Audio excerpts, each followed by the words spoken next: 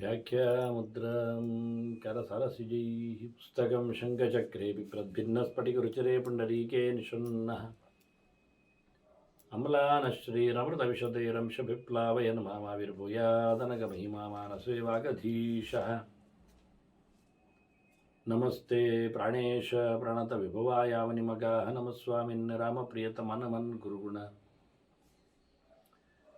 नमस्तुभ्यं भीमप्रबलतमकृष्णेष्ट भगवन् नमः श्रीमन्मध्वप्रदिश सुदर्शन्नो जय जय श्रीगुरुभ्यो नमः नारायणं सुरगुरुं जगदेकनाथं भक्तप्रियं सकललोकनमस्कृतं च त्रैगुण्यवर्जितमजं विभुमाद्यमीशं वन्दे भवग्रम् अमरासुरसिद्धवन्द्यं नारायणं नमस्कृत्य नरं चैव नरोत्तमं देवीं सरस्वतीं व्यासं ततो जयमुदीरये ವೇದವ್ಯಾಸುರ ಮಹಾಭಾರತದ ಚಿಂತಕರಿಗೆ ವಂದನೆಗಳು. ಶಾಂತಿ ಪರ್ವದ 478ನೆಯ ಪ್ರವಚನ. ಶುಕನಿಗೆ ನಾರದನಿಂದ ಕೆಲವು ಮಾತುಗಳು, ವಿಶೇಷವಾಗಿ ವೈರಾಗ್ಯ ಜನಕವಾದ ಗೆರೆಗಳು. ಈ ಜಗತ್ತಿನ ಬಗ್ಗೆ ಕೆಲವು ಮಾತನ್ನು ಹೇಳುತ್ತಾ, ಇದಂ ವಿಶ್ವಂ ಜಗತ್ ಸರ್ವಂ, ಇದೆಲ್ಲವೂ ನಡೆದಾಡುವಂಥದ್ದು, ಜಂಗಮ ಗಚ್ಚತೀತಿ. ಅಷ್ಟೇ ಅಲ್ಲದೆ ಅಜಗಚ್ಚಾಪಿ ಯದ್ಭವೇತ್, ನಡೆದಾಡದವುಗಳು ಇವೆ, ಅಜಗತ್ಸ್, ಅವುಗಳು ಸ್ಥಾವರಗಳು. ಹಾಗಾಗಿ ಮರಮಟ್ಟುಗಳು ಜೀವಜಾತಗಳೇ ಆಗಿವೆ, ಆದರೆ ಹೋಗುವುದಿಲ್ಲ. ಉಳಿದದ್ದೆಲ್ಲ ನಡೆದಾಡತಕ್ಕಂತಹ ಪ್ರಾಣಿ ಪ್ರಪಂಚ, ಪಕ್ಷಿ ಪ್ರಪಂಚ, ಕ್ರಿಮಿಕೀಟ ಪ್ರಪಂಚ, ಮನುಷ್ಯ, ಇವರೆಲ್ಲರೂ ಹೋಗ್ತಾರೆ. ಅದರಿಂದ ಒಂದೇ ಉದ್ಬೀಜ್ಯಗಳು ಮಾತ್ರ ಹೋಗುವುದಿಲ್ಲ. ಅಂಡಜ, ಸ್ವೇದಜ, ಜರಾಯುಜ ಇವೆಲ್ಲವೂ ಜಂಗಮಗಳು. 4 ಪ್ರಕಾರಗಳಲ್ಲಿ ಒಂದು ಪ್ರಕಾರ ಅದು ಹೋಗುವುದೇ ಇಲ್ಲ, ಸ್ಥಾವರ ಅಂತ ಅರ್ಥ ಅಲ್ಲ. ಅದು ಬೇರಿನ ಮೂಲಕ ಬಹಳ ದೂರ ಹೋಗ್ತದೆ, ಗೆಲ್ಲಿನ ಮೂಲಕವೂ ಹೋಗ್ತದೆ, ಬೀಜದ ಮೂಲಕವೂ ಹೋಗ್ತದೆ. ಹೀಗಾಗಿ ಅವುಗಳು ಬಹಳ ದೂರದವರೆಗೆ ಬಹಳ ಪ್ರಕಾರಗಳಲ್ಲಿ ಹೋಗ್ತವೆ. ಆದರೆ ಸಹಜವಾಗಿಯೇ ಒಂದು ನೆಲೆಗೊಂಡಂಥ ಮರ ಅಲ್ಲಿಂದ ಇನ್ನೊಂದು ಕಡೆಗೆ ಸ್ಥಾನಾಂತರವನ್ನು ಪಡೆಯುವುದಿಲ್ಲ. ಇಷ್ಟೆಲ್ಲ ಪ್ರಪಂಚ ಮಹಾಭೂತಾತ್ಮಕ, ಇವೆಲ್ಲ ಪಂಚಭೂತಗಳ ಸ್ವರೂಪಗಳೇ. ಮಣ್ಣು, ನೀರು, ಬೆಂಕಿಗಳು, ಜೊತೆಯಲ್ಲಿ ಗಾಳಿ, ಆಕಾಶ ಇಲ್ಲಿ ಸೇರಿಕೊಂಡಿದೆ. ಕೆಲವೆಡೆ ಮಹಾಭೂತಾತ್ಮಕ ಸರ್ವಂ, ಕೆಲವೆಡೆ ಮಹದ್ಯತ್ ಪರಮಾಣುಷ. ಕೆಲವೊಮ್ಮೆ ದೊಡ್ಡ ಮಟ್ಟಿನಲ್ಲಿ ಇರ್ತದೆ, ಕೆಲವೊಮ್ಮೆ ಸಣ್ಣ ಮಟ್ಟಿನಲ್ಲಿ ಇರ್ತದೆ. ಅದನ್ನು ನೀವು ಮಹದ್ರೂಪದಲ್ಲಿ ನೋಡಿಕೊಂಡ್ರು, ಅಣುರೂಪದಲ್ಲಿ ನೋಡಿಕೊಂಡ್ರು ಪಂಚಭೂತಾತ್ಮಕ ಎನ್ನುವುದು ಸತ್ಯ. ಮಹಾಭೂತ ಭಗವಂತ ಅಲ್ವಾ, ಏಕೋ ವಿಷ್ಣು ಮಹದ್ಭೂತಂ. ಆದ್ದರಿಂದ ಮಹಾಭೂತಾತ್ಮಕಂ, ಭಗವಂತನ ಶರೀರಗಳಿವು ಇದ್ದಾಗೆ, ಪ್ರತೀಕಗಳು ಇದ್ದಾಗೆ. ಎಸ್ತೆ ಪೃಥ್ವಿ ಶರೀರಂ ಹೇಳಿಕೊಂಡಾಗೆ.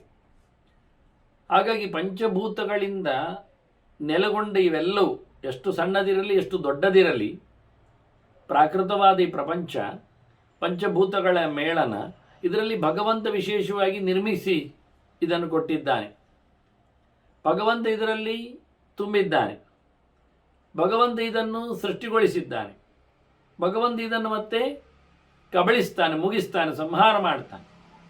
ಭಗವಂತ ಅಂತರ್ಯಾಮಿಯಾಗಿ ನೇಮಿಸ್ತಾ ಇದ್ದಾನೆ. ಈ ಎಲ್ಲ ಅರ್ಥಗಳ ಜೊತೆಯಲ್ಲಿ ಮಹಾಭೂತಾತ್ಮಕಂ ಸರ್ವಂ, ಎಲ್ಲವೂ ಪರಮಾತ್ಮನ ಕೈಯಲ್ಲಿ ಅಡಗಿದೆ. ಅದು ಅತ್ಯಂತ ಸೂಕ್ಷ್ಮವಾದ ಪದಾರ್ಥಗಳು, ಅತ್ಯಂತ ಮಹತ್ತರವಾದ ಪದಾರ್ಥಗಳು. ಇದ್ದದ್ದರಲ್ಲಿ ಮಹತ್ತಾದದ್ದು ಬ್ರಹ್ಮತತ್ವ, ಮಹತ್ತತ್ವಾಭಿಮಾನಿ. ಹಾಗಾಗಿ ಅವನನ್ನು ಸಹ ವ್ಯಾಪಿಸಿಕೊಂಡು ಭಗವಂತ ನೆಲೆಗೊಂಡಿದ್ದಾನೆ ಅಂತ ಈ ಚಿಂತನೆಯನ್ನು ಬಹಳ ಸುಂದರವಾಗಿ ವಿಶ್ವದಲ್ಲಿ ನಡೆದಾಡದ 2 ಚೇತನ ವರ್ಗಗಳನ್ನೇ ಹೇಳುತ್ತಾ, ಇವೆಲ್ಲವೂ ಪ್ರಾಕೃತವಾಗಿದೆ ಅಂತ ತಿಳಿಸ್ತಾ ಅದಕ್ಕೆ ಭಗವಂತನೇ ಸ್ವಾಮಿ ಇದ್ದಾನೆ ಸಂಹಾರಕನಿದ್ದಾನೆ. ಹೀಗೆ 24 ತತ್ವಗಳು ಮಹದ್ಯತ್ ಪರಮಾಣುಷ ಅನ್ನುವಲ್ಲಿ ಮಹತ್ತತ್ವದಿಂದ ಹಿಡಿದು ಸಣ್ಣದವರೆಗಿನ 24 ತತ್ವಗಳು. ಅತಿ ಸಣ್ಣ ತತ್ವ 24ನೆದ್ದು ಮಣ್ಣು ಆಗ್ತದೆ ಪಂಚಭೂತಗಳಲ್ಲಿ. ಮೇಲಕ್ಕೆ ಮಹತ್ತತ್ವ, ಅಹಂಕಾರ ತತ್ವ, ಮನಸ್ತತ್ವ ಎಲ್ಲ ಹೇಳಲಿಕ್ಕೆ ಹೋಗಿ ಅದಕ್ಕೂ ಮೇಲಕ್ಕೆ ಲೆಕ್ಕಾಚಾರದಲ್ಲಿ ಕಾಣದೇ ಇರತಕ್ಕಂಥ ಅವ್ಯಕ್ತವನ್ನು ಇಟ್ಟುಕೊಂಡ್ರೆ, ಇದರ ನಂತರದಲ್ಲಿ ಪಂಚ ಜ್ಞಾನೇಂದ್ರಿಯಗಳು, ಪಂಚ ಕರ್ಮೇಂದ್ರಿಯಗಳು, ಪಂಚ ವಿಷಯಗಳು, ಪಂಚಭೂತಗಳು. ಆ ಪಂಚಭೂತಗಳಲ್ಲಿ ಕಟ್ಟಕಡೆಯದಾಗಿ ಮಣ್ಣು. ಹೀಗೆ 24 ತತ್ವಗಳ ಈ ಪ್ರಪಂಚ. ಇದರೊಟ್ಟಿಗೆ ತ್ರಿವರ್ಗಂತೂ ಸುಖಂ ದುಃಖಂ ಜೀವಿತಂ ಮರಣಂತತ ಯೈದಂ ವೇದ ತತ್ವೇನ ಸವೇದ ಪ್ರಭವಾಪ್ಯೆಯು. ಧರ್ಮಾರ್ಥ ಕಾಮಗಳು, ಅದರೊಟ್ಟಿಗೆ 3 ಗುಣಗಳ ವ್ಯಕ್ತಿಗಳು. ತ್ರಿವರ್ಗ ಅಂದರೆ ಸಾಧಕ ವರ್ಗ, ವಿರೋಧ ವರ್ಗ, ಮಿಶ್ರ ವರ್ಗ ಅಂತ. ಸಾತ್ವಿಕ, ರಾಜಸ, ತಾಮಸ ಗುಣವರ್ಗಗಳು. ಆ ಸ್ವಾಭಾವಿಕವಾಗಿ ಅವರು ಪಡೆಯತಕ್ಕಂಥ ಸುಖ ದುಃಖ ಮಿಶ್ರವಾದದ್ದು. ಮತ್ತೆ ಹಾಗೆ ಅವರ ಹುಟ್ಟು ಸಾವುಗಳು, ಇವೆಲ್ಲ ಯಾರು ಚೆನ್ನಾಗಿ ತಿಳ್ಕೊಳ್ಳುತ್ತಾನೆ ಅವನು ಜಗತ್ತಿನ ಸೃಷ್ಟಿ ಸಂಹಾರಗಳನ್ನು ತಿಳ್ಕೊಂಡ ಹಾಗೆ.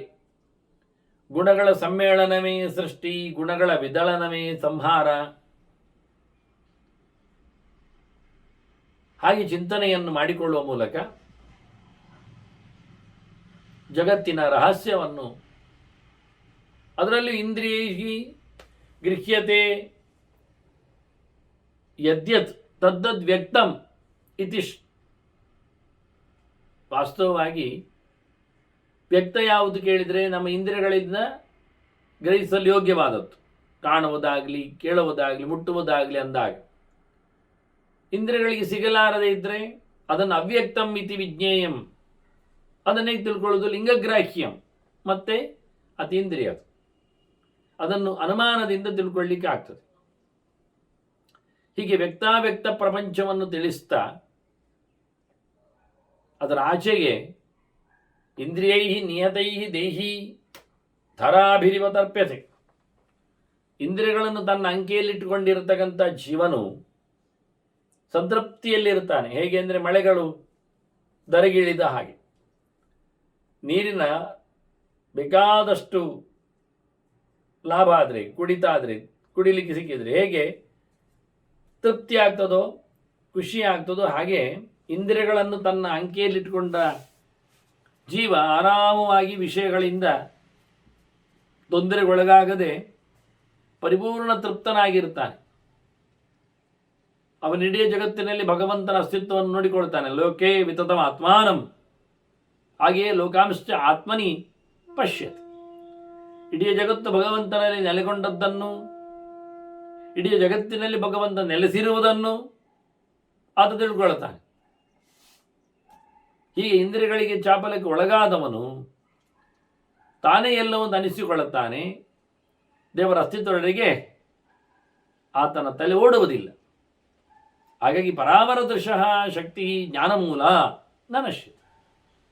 ಏರುಪೇರುಗಳನ್ನು ತತ್ವಗಳಲ್ಲಿ, ಲೋಕದಲ್ಲಿ ಅತ್ಯಂತ ಸಮರ್ಥನಾದ ಭಗವತ್ ತತ್ವವನ್ನು, ಅವನ ಅಡಿಯಾಳಾಗಿರತಕ್ಕಂಥ ಅಸ್ವತಂತ್ರವಾದ ಇತರ ಎಲ್ಲ ತತ್ವಗಳನ್ನು ಯಾರು ಚೆನ್ನಾಗಿ ತಿಳ್ಕೊಳ್ಳುತ್ತಾನೆ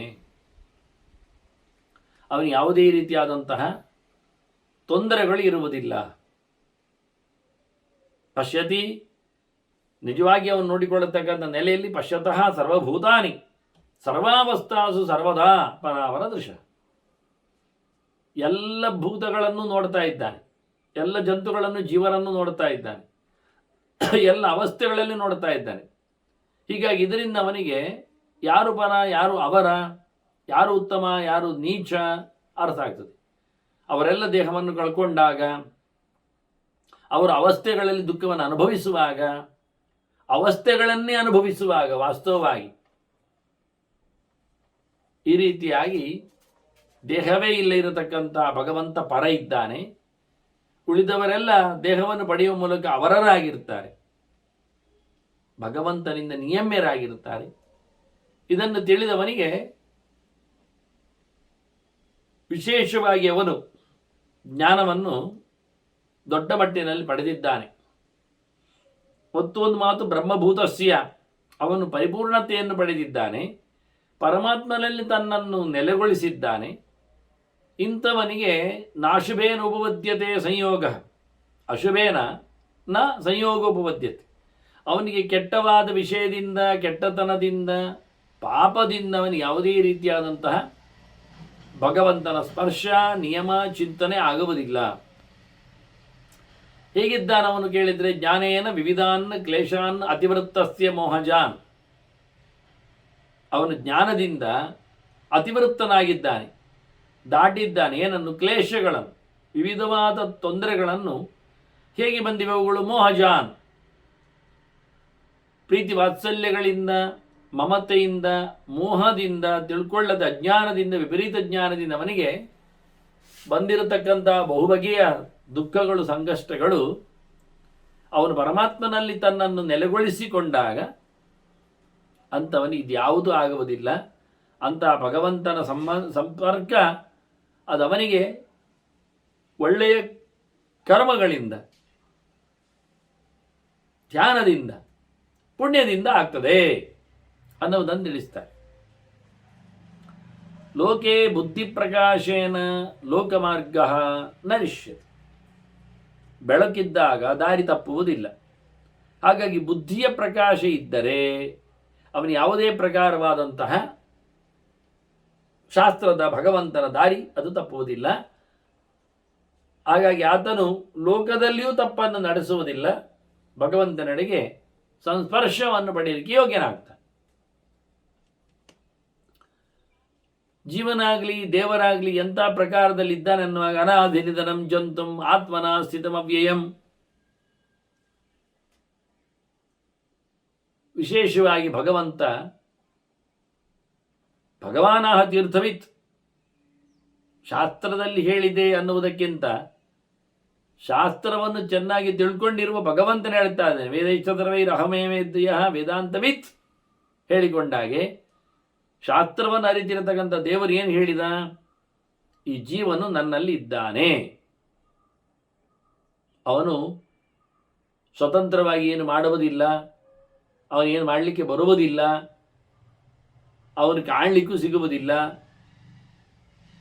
ಅಂದ ಅಮೂರ್ತನಾದ, ಅಕರ್ತರಾದ, ಹುಟ್ಟು ಸಾವುಗಳಿಂದ ದೂರ ನಿಂತಿರತಕ್ಕಂಥ ಈ ಜೀವನು, ಅವನು ಆತ್ಮನಿಸ್ಥಿತಂ ಅವ್ಯಯಂ ಭಗವಾನ, ತನ್ನಲ್ಲಿ ನೆಲೆಗೊಂಡಿದ್ದಾನೆ, ನನ್ನ ಆಸನೆಯನ್ನು ಪಡೆದಿದ್ದಾನೆ, ನನ್ನಿಂದಾಗಿ ಅವನ ಅಸ್ತಿತ್ವ ನೆಲೆಗೊಂಡಿದೆ. ಅಂದರೆ ಬಿಂಬ ಪ್ರತಿಬಿಂಬವಾದ ಚಿಂತನೆಯನ್ನು ಇಲ್ಲಿ ಸ್ಪಷ್ಟವನ್ನಾಗಿ ತೋರಿಸಿಕೊಡುತ್ತಾರೆ. ನನ್ನಲ್ಲಿ ಅವನಿದ್ದಾನೆ ಅನ್ನೋ ಮೂಲಕ ಭಗವಂತ ಆಧಾರನಾಗಿದ್ದಾನೆ. ವಿಶೇಷವಾಗಿ ಅವನನ್ನು ಅವಲಂಬಿಸಿಕೊಂಡು ಜೀವ, ಪ್ರತಿಬಿಂಬರು ನಿಲುಗೊಂಡಿದ್ದಾರೆ ಎನ್ನುವುದನ್ನು ಚಿಂತನೆಯಲ್ಲಿ ತರ್ತಾನೆ. ಯೋಜಂತು ಸ್ವಕೃತೈ ತೈತೈ ಕರ್ಮಭಿ, ವಿಶೇಷವಾಗಿ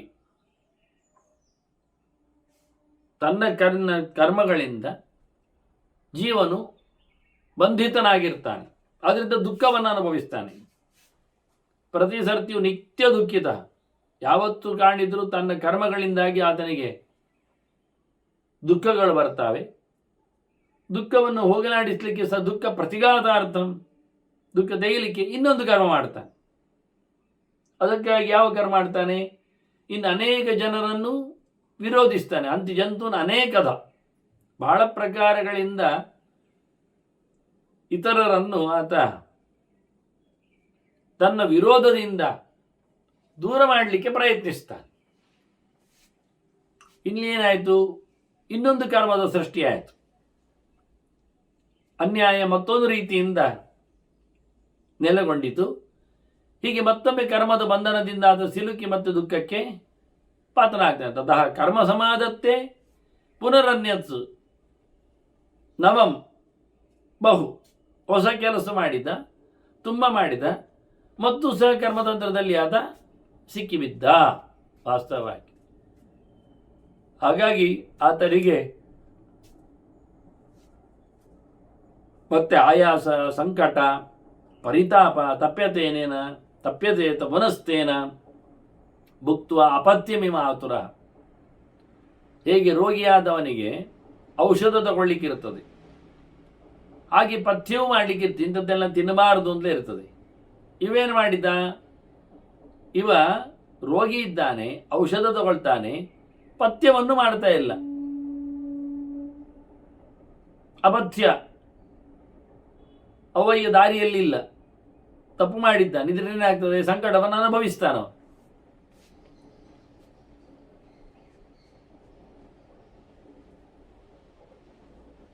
ದುಃಖದ ನಿವೃತ್ತಿಗಾಗಿ ಮಾಡಿದ ಕರ್ಮದಿಂದ ಅವನಿಗೆ ಮತ್ತೊಮ್ಮೆ ಅನ್ಯಾಯಗಳಾಗಲಿಕ್ಕೆ ಹೋಗಿ ಮಗದೊಬ್ಬರ ಪೀಡೆಯಿಂದ ಆತ ಮತ್ತೆ ದುಃಖಿ ಆಗ್ತಾನೆ. ಅಜಸ್ರಮೇವ, ಯಾವಾಗಲಾದರೂ ಅವನು ದುಃಖದಿಂದ ನಿವೃತ್ತಿಯನ್ನು ಪಡೆಯುವುದಿಲ್ಲ. ಮೋಹಾಂತಃ ದುಃಖೇಶು ಸುಖ ಸಂಹಿತ, ಅವನಿಗೆ ದುಃಖವೇ ಕೆಲವೊಮ್ಮೆ ಸುಖದ ಭ್ರಮೆಯಲ್ಲಿ ತಾಗ್ತದೆ. ಅದು ಒಳ್ಳೆಯದೇ, ಸುಖ ಅಂತ ತಿಳ್ಕೊಳ್ತಾನ. ನಿಜವಾಗಿ ಅದರ ಆಚಿನ ಸುಖ ಅವನಿಗೆ ಗೊತ್ತಿಲ್ಲ. ಇದನ್ನೇ ಭ್ರಮಿಸಿಕೊಂಡ ಮೋಹಾಂಧ, ಅವನಿಗೆ ಕಣ್ಣು ಕುರುಡಾಗಿದೆ ಮೋಹದಿಂದಾಗಿ, ಆದ್ರೆ ಏನು ಗೊತ್ತೇ ಆಗೋದಿಲ್ಲ ಅವನಿಗೆ. ಇದರಿಂದಾಗಿ ಬದ್ಧತೆ ಮಥತೆ ಚೈವ ಕರ್ಮಭಿಹಿ ಮಂತವತ್ಸದ. ಕರ್ಮ ಅಂದರೆ ಒಂದು ಕೊಡಗೋಲಿದ್ದಾಗೆ, ಮೊಸರು ಕಡಿಯುವ ಕೋಲಿದ್ದಾಗೆ, ಮಂಥಾನ. ಹಾಗಾಗಿ ಇವನು ಯಾವತ್ತೂ ಸಹ ಕಲ್ಲಡಿಸಲ್ಪಡ್ತಾನೆ, ಕಟ್ಟಲ್ಪಡ್ತಾನೆ, ಸಿಕ್ಕಿ ಬೀಳುತ್ತಾನೆ. ಯಾವತ್ತೂ ಅಲ್ಲಿ ಕರ್ಮ ಪ್ರಪಂಚದಲ್ಲಿ ಸುತ್ತಾಡ್ತಾ ಇರ್ತಾನೆ ವಾಸ್ತವವಾಗಿ. ಯೋ ನಿಬದ್ಧ ಸ್ವಾಮ್ಯೋನಿಂ ಕರ್ಮಣಾತ್ ಉದಯಾದಿಘ ಪರಿಭ್ರಮತಿ ಸಂಸಾರಂ ಚಕ್ರವತ್ಸ್ ಬಹುವೇತನ. ಅವನು ಸಂಸಾರದಲ್ಲಿ ಮತ್ತೆ ಮತ್ತೆ ತಿರುಗಿ ಬರ್ತಾನೆ, ಬಹಳಷ್ಟು ಸಂಕಟವನ್ನು ಅನುಭವಿಸ್ತಾನೆ. ವಾಸ್ತವವಾಗಿ ತನ್ನದೇ ಆದ ಪ್ರಾಕೃತವಾದಂತಹ ಧರ್ಮದಿಂದ ಅದೇ ಜಾತಿಯಲ್ಲಿ ಜೀವನಾಗಿ ಅಥವಾ ಶರೀರದಲ್ಲಿ ಹುಟ್ಟಿ ಬಂದವನವನು. ಅದಕ್ಕೆ ಅನುಗುಣವಾಗಿ ತಾನು ಮಾಡಿದ ಕರ್ಮದ ಒಂದು ಪ್ರಕಾರದಿಂದ ಇವತ್ತು ಅವನಿಗಿಂತ ಕರ್ಮಗಳ ಉದಯ ಆಯಿತು ಅನ್ನೋ ನೆಲೆಯಲ್ಲಿ ಕರ್ಮಗಳ ವಿಶೇಷವಾದಂಥ ಆವಿರ್ಭಾವಗಳಿಂದಾಗಿ ಕರ್ಮದಲ್ಲಿ ಸೆರೆಸಿಕ್ಕುವವನು ತನಗೆ ಸದೃಶವಾದಂತಹ ಕರ್ಮಕ್ಕನುಗುಣವಾದಂತಹ ಬಹುಬಗೆಯ ಜಾತಿಗಳನ್ನು ಪಡೆದು ಈ ಸಂಸಾರದಲ್ಲಿ ಮತ್ತೆ ಮತ್ತೆ ತಿರುಗ್ತಾನೆ. ತುಂಬ ಸಂಕಟ ಪಡ್ತಾನೆ ವಾಸ್ತವವಾಗಿ. ಈ ರೀತಿಯಾಗಿ ಸಂಸಾರದಲ್ಲಿ ಬಂಧನ ಮತ್ತು ದುಃಖ ಇದೆರಡನ್ನು ಸಹ ಆತ ಅನುಭವಿಸ್ತಾ ಇರುವವನು. ನೀನು ಆಗಲ್ಲಲ್ಲ. ಸತ್ವಂ ನಿವೃತ್ತ ಬಂಧಸ್ತು ನಿವೃತ್ತಶ್ಚಾಪಿ ಕರ್ಮಶಃ. ನೀನು ಕರ್ಮದಿಂದ ದೂರ ನಿಂತಿದ್ಯಾದ್ರಿಂದ ನಿನಗೆ ಕರ್ಮದ ಬಂಧ ಇಲ್ಲ, ನಿನಗೆ ಸಂಸಾರದ ಬಂಧ ಇಲ್ಲ. ಹಾಗಾಗಿ ನಿವೃತ್ತನಾದ ನೀನು ಕಟ್ಟುಪಾಡಿನಿಂದ ದುಃಖದಿಂದಲೂ ನಿವೃತ್ತನಿರುವೆ. ಆ ಲೆಕ್ಕಾಚಾರದಲ್ಲಿ ಕರ್ಮವನ್ನು ಬಿಟ್ಟಿರುವೆ. ಹಾಗಾಗಿ ಸರ್ವವಿತು ಸರ್ವಜಿತ್ ಸಿದ್ಧೋ ಭವ.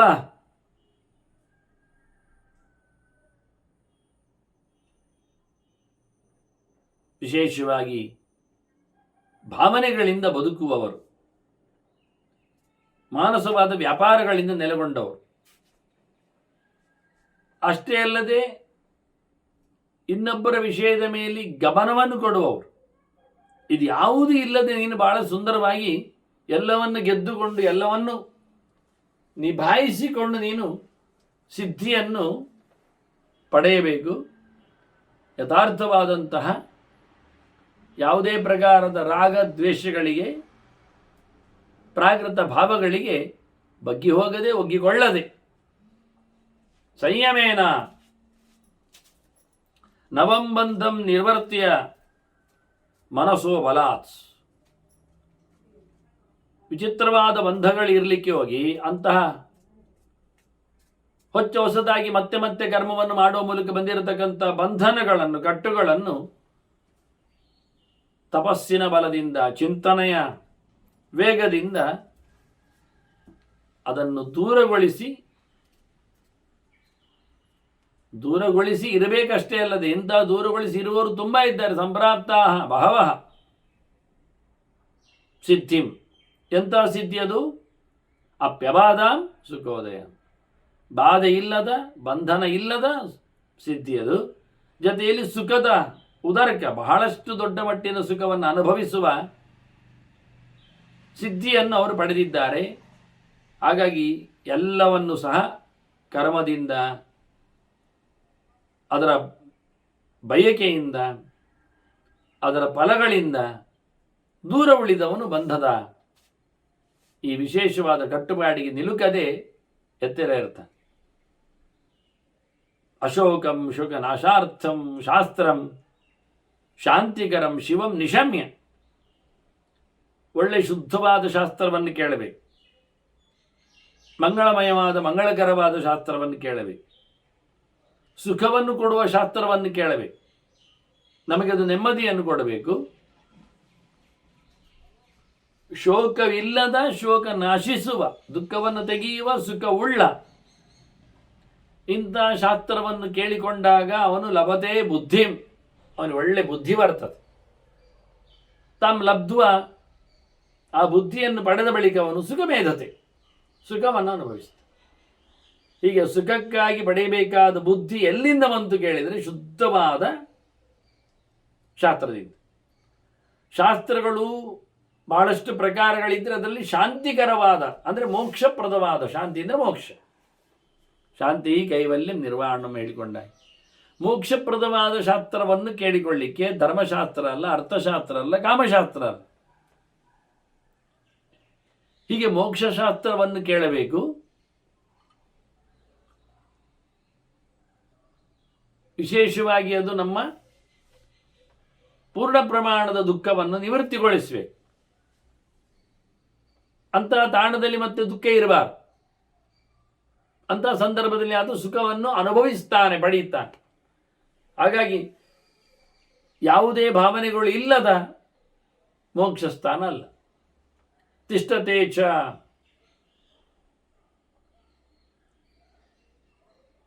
ಅವನ ವಶದಲ್ಲಿ ಒಂದೊಮ್ಮೆ ತಿಷ್ಠತೆ ಚೇತ್ ವಶೇ ಬುದ್ಧಿ, ಬುದ್ಧಿ ಅವನ ವಶದಲ್ಲಿ ಉಂಟುಂತಾಗಿದ್ದರೆ ಖಂಡಿತವಾಗಿಯೂ ಅವನು ಸಂತೋಷವನ್ನು, ಮೋಕ್ಷವನ್ನು ಪಡೀಲಿಕ್ಕೆ ಸಮರ್ಥನಾಗ್ತಾನೆ, ಶೋಕದಿಂದ ದೂರನಾಗ್ತಾನೆ. ಲಭತೆ ಶೋಕನಾಶನ, ಶೋಕದ ನಾಶ ಅಂದರೆ ಆನಂದದ ಪ್ರಾಪ್ತಿ ಅಂತ ಅರ್ಥ. ಅನಿಷ್ಟ ಸಂಪ್ರಯೋಗಾಚ್ಚ ವಿಪ್ರಯೋಗಾತ್ ಪ್ರಿಯಸ್ಯ ಚ ಮನುಷ್ಯಾಃ ಮಾನಸೈಃ ದುಃಖೈಃ ಯುಜ್ಯಂತೆ ಸರ್ವಬುದ್ಧಯ. ಕಡಿಮೆ ಮಟ್ಟಿನ ಬುದ್ಧಿಯುಳ್ಳವರು ಮನುಷ್ಯರು ಸುಖ ದುಃಖಗಳಿಗೆ, ದ್ವಂದ್ವಗಳಿಗೆ ಸೋರಿ ಹೋಗ್ತಾರೆ. ಅವರಿಗೆ ಮನಸ್ಸು ಕಿರಿಕಿರಿ ಆಗ್ತದೆ. ಅದರೊಟ್ಟಿಗೆ ಅವರು ಬಹಳಷ್ಟು ವ್ಯಥೆಗಳನ್ನು ಪಡಿತಾರೆ. ಯಾವಾಗ ಅನಿಷ್ಟ ಸಂಪ್ರಯೋಗಾಚ್ಚ ವಿಪ್ರಯೋಗಾತ್ ಪ್ರೇಯಸ್ಯ ಚ, ಒಳ್ಳೆಯದು ಬಂದಾಗಲೂ ಒಳ್ಳೆಯದು ಬಾರದೇ ಇದ್ದಾಗಲೂ, ವಿಪ್ರಯೋಗಾತ್ ಒಳ್ಳೆಯದು ಕಳೆದೋದಾಗಲೂ, ಬೇಡದಿದ್ದದ್ದು ಬಂದು ಸೇರಿದಾಗಲೂ ಅವರಿಗೆ ಬೇಡ ಅನಿಸಿಕೊಂಡದ್ದರ ಯೋಗ, ಬೇಕು ಅಂದದ್ದರ ಮೋಕ್ಷ ಇಲ್ಲ, ನಾಶ. ಇಂತಹ ಸಂದರ್ಭಗಳಲ್ಲಿ ಮನುಷ್ಯರು ಬಹಳಷ್ಟು ಗೋಳಾಡ್ತಾರೆ, ಮಾನಸಿಕವಾಗಿ ಬಹಳಷ್ಟು ತತ್ತರಿಸಿ ಹೋಗ್ತಾರೆ. ಅಂಥವ್ರು ಯಾರು ಕೇಳಿದರೆ ಅದು ಕಡಿಮೆ ಮಟ್ಟಿನವರು, ಒಳ್ಳೆಯವರಲ್ಲ. ಬುದ್ಧಿ ಗಟ್ಟಿ ಇದ್ದವರು, ದೊಡ್ಡ ಬುದ್ಧಿಯವರೆಲ್ಲ ಕಿರಿಕಿರಿ ಮಾಡಿಕೊಳ್ಳುವುದಿಲ್ಲ, ಕಿರಿಕಿರಿ ಮಾಡುವುದಿಲ್ಲ. ಅವರು ಅತೀತರಿದ್ದಾರೆ. ಎಷ್ಟೇ ಮೂಢತಮೋ ಲೋಕೆ ಹೇಳಿದ ಹಾಗೆ, ಎಷ್ಟು ಬುದ್ಧಿಯೇ ಪರಂಗತ. ಬಹಳ ಬುದ್ಧಿಯವರು ಯಾವುದನ್ನು ತಲೆಕೆಡಿಸಿಕೊಳ್ಳುವುದಿಲ್ಲ. ಏನು ಬುದ್ಧಿ ಇಲ್ಲದವರಿಗೆ ತಲೆಕೆಡಲಿಕ್ಕೆ ಏನು ಅಂಶಗಳೇ ಇರುವುದಿಲ್ಲ. ಈ ನಡುವೆ ನಿಂತವುಗಳಿಗೆ ತಲೆಕೆಡಿಸಿಕೊಳ್ಳುವ ಒಂದು ಗಿರ, ಚಟ. ಹಾಗಾಗಿ ಅದನ್ನು ರಿಪೇರಿ ಮಾಡಲಿಕ್ಕೆ ಅವರಿಗೆ ಬರುವುದಿಲ್ಲ, ಅದನ್ನೇ ಬದುಕಿಸಿ ಉಳಿಸಿಕೊಳ್ಳುತ್ತವೆ. ಈ ರೀತಿಯಾಗಿ ಮನುಷ್ಯ ರಾಗದ್ವೇಷಗಳಿಗೆ ಬದ್ಧನಾಗಿ ಅದು ಆಗಲಾರದೆ ಇದ್ದಾಗ, ಬೇಡವಾದದ್ದು ಬಂದಾಗ ಬೇಕಾದ್ದು ಬಾರದೇ ಇದ್ದಾಗ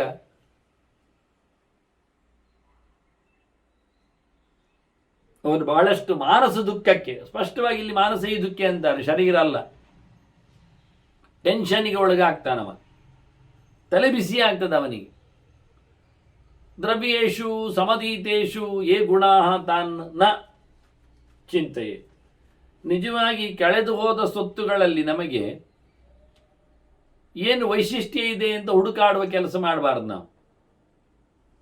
ಅಳು ಬರುವುದು, ದುಃಖ ಬರುವುದು ಯಾವಾಗ ಅಂದರೆ, ನಮ್ಮಿಂದ ಯಾವುದಾದರೂ ಕಳೆದೋಗಿ ಬಿಟ್ಟರೆ, ಅದು ನಮಗೆ ಸಿಗಲಾರದೆ ಇದ್ದಲ್ಲಿ ಅದರ ಬಗ್ಗೆ ನಮಗೆ ಮೋಹ ಬರಲಿಕ್ಕೆ ಹೋಗಿ ಅದನ್ನು ಯೋಚನೆ ಮಾಡ್ತಾ ಇರ್ತಾನೆ, ಚಿಂತನೆಯಲ್ಲಿ ತರ್ತಾನೆ ವಾಸ್ತವವಾಗಿ.